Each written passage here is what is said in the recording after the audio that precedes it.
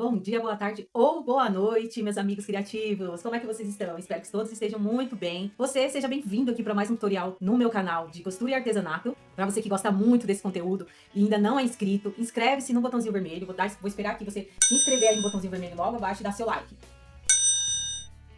Se inscreveu? Muito obrigada por você ter se inscrito aqui no meu canal. E para você, novos inscritos, preparei uma novidade. Eu espero que vocês gostem. No tutorial de hoje nós vamos fazer essa touquinha RN. Gente, ó, é exclusiva, tá? Eu nunca vi em canal nenhum, ó, essa modelagem aqui. Eu uso ela há muito tempo, gente. Vocês sabem que não é segredo, né? Eu faço boa parte do enxoval dos meus filhos, né? Amo. Novos inscritos, essa modelagem aqui é pra vocês. Como que eu vou saber que são novos inscritos? Porque vocês vão lá no TikTok e vão pedir pra mim.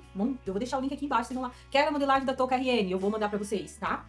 Através, bom, o link pra vocês acessarem o molde, tá, gente? Vamos falar a respeito de tecido. Eu fiz aqui, nessa daqui, eu fiz tecido de algodão, mas se tiver muito frio onde você tá, você pode estar fazendo também assim, ó, tecidos mais grossinhos, tá vendo, ó? Ribana com fleece.